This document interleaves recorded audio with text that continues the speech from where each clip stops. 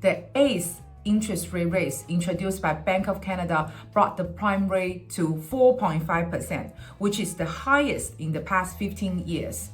The average sold price of real estate market in the GTA went down again in the first months of 2023. But this is very different than what we saw on social media posts by many realtors saying there's dozens of offers in a bidding. Why is that? Hi, my name is Pris Han. I'm the founder of Your Home Sold Guarantee Realty, Team Pris Han.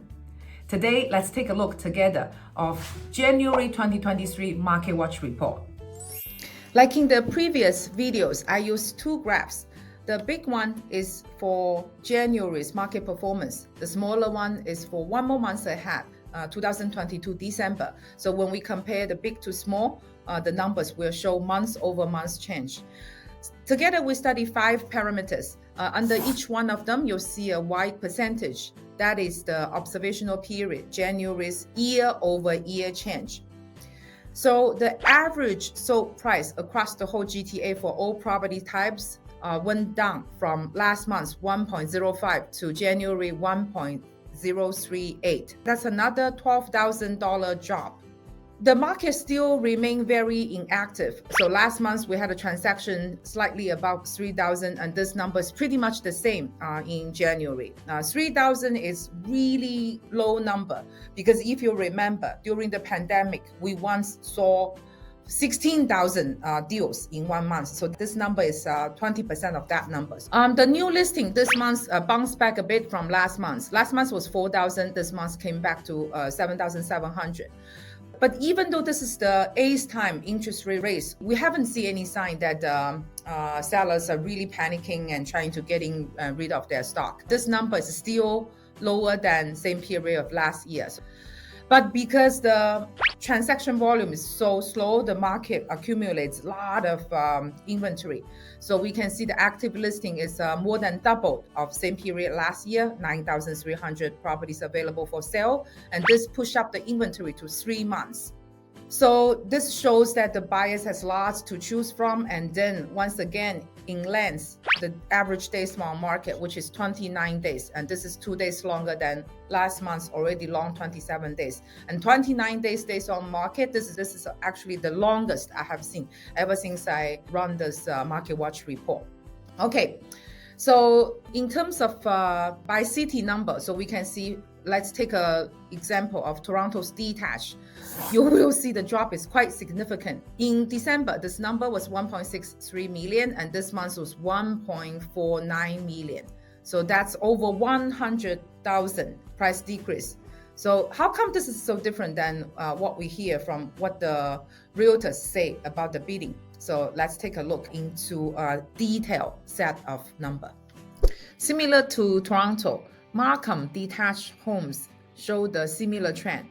In December, the average sold price for detached homes was 1.78 million. And in January, this number became just 1.66 million. So that's once again over $100,000 price decrease. If this is true, it feels like the market is really crashing down. Is it because the ACE interest rate really crashed real estate market? I want to introduce a tool called MLS Home Price Index. So this is a tool that launched by Toronto Real Estate Board.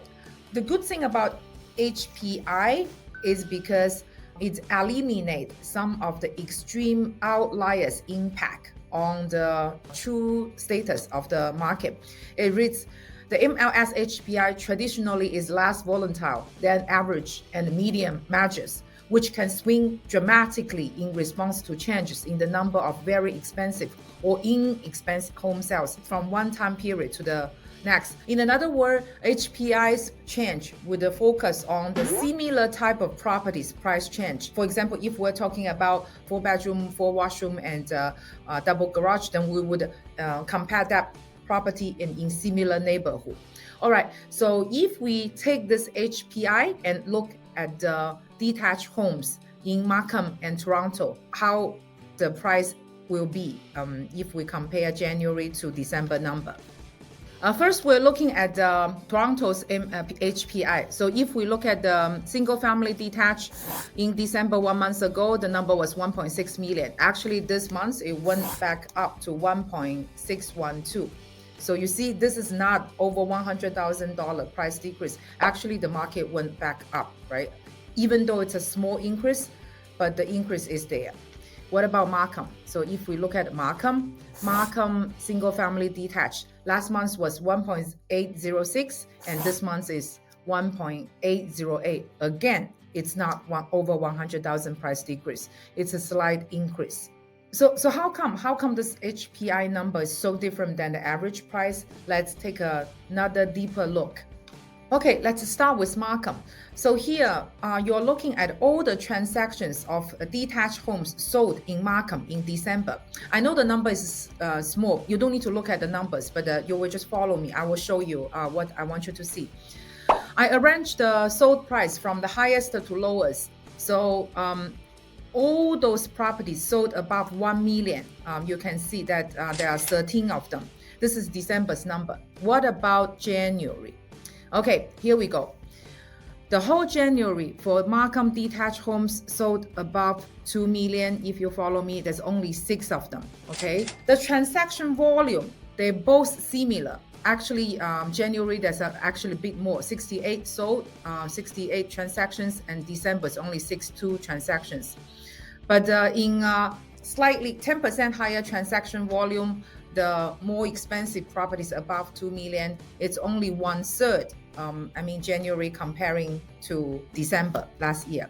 So now you can see what I'm trying to say. The product mix had a change. So what I can see, if I want to interpret this, it would be like the interest rate is more impacting the high price range properties. But the entry level ones around 1 million, 1.5 million, actually there's more sales, right? So that drags down the average sold price, not because the same property in January now is selling less. It's only because the more expensive ones, nobody's selling, nobody's buying, okay? So the average number is misleading here. What about Toronto? Is it the same thing?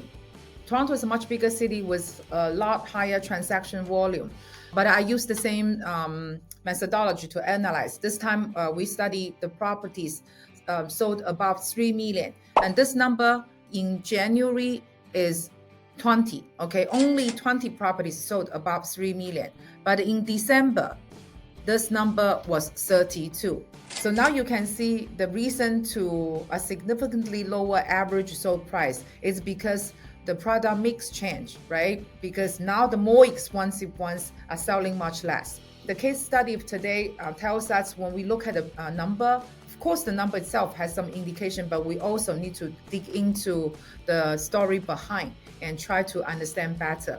I know individual buyers or sellers, you don't have the access to this kind of detailed data, but you can always talk to your realtor who can help you to find this data and analyze for you and tell you the market situation and help you to make a decision, informed decision to act.